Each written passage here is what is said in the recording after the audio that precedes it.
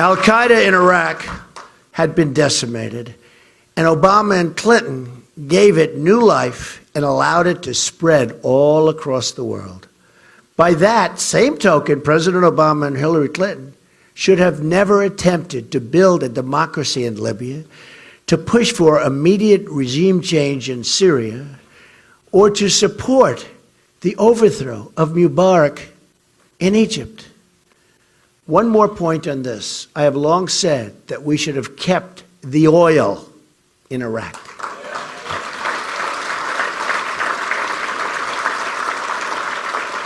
I said it over and over and over again. Another area where my judgment has been proven correct. I just said it so many times, virtually every time I was interviewed. Keep the oil, keep the oil. According to CNN, ISIS made as much as $500 million in oil sales in 2014 alone. That's before they really got started, fueling and funding its reign of terror.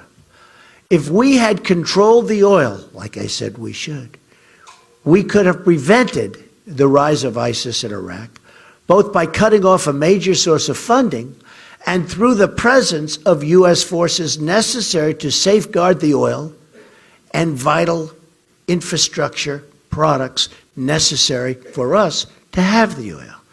I was saying this constantly and consistently to whoever would listen. I said, keep the oil, keep the oil, keep the oil. Don't let somebody else get it.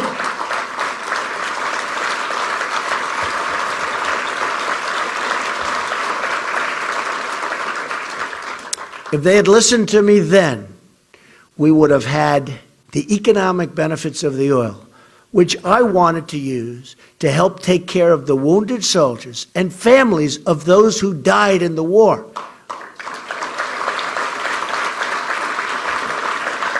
In addition to which, thousands of lives would have been saved.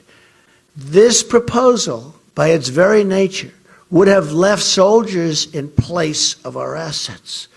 We would have had soldiers there guarding this valuable supply of oil. In the old days, when we won a war, to the victor belonged the spoils.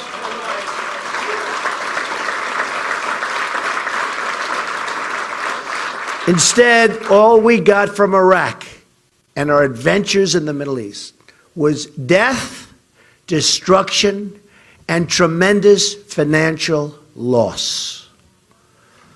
But it's time to put the mistakes of the past behind us and chart a new course.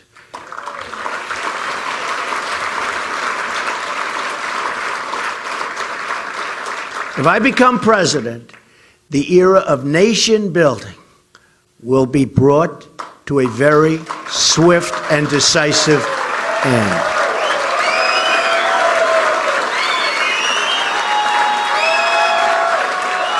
Thank you. Our new approach, which must be shared by both parties in America, by our allies overseas, and by our friends in the Middle East, must be to halt the spread of radical Islam.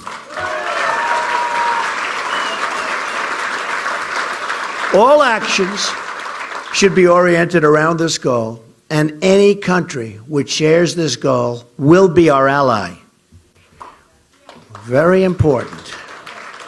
Some don't share this goal.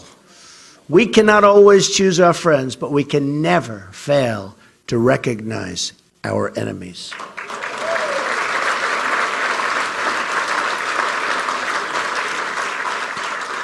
As president, I will call for an international conference focused on this goal.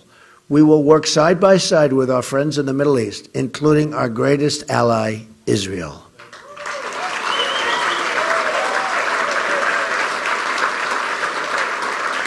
We will partner with King Abdullah of Jordan and the President of Egypt, President Sisi, and all others who recognize this ideology of death that must be extinguished. We will also work very closely with NATO on this new mission. I had previously said that NATO was obsolete because it failed to deal adequately with terrorism. Since my comments, they have changed their policy and now have a new division focused on terror threats. Very good. Very, very good. I also believe that we could find common ground with Russia in the fight against ISIS. Wouldn't that be a good thing? Wouldn't that be a good thing? They too have much at stake in the outcome in Syria and have had their own battles with Islamic terrorism just as bad as ours. They have a big, big problem in Russia with ISIS.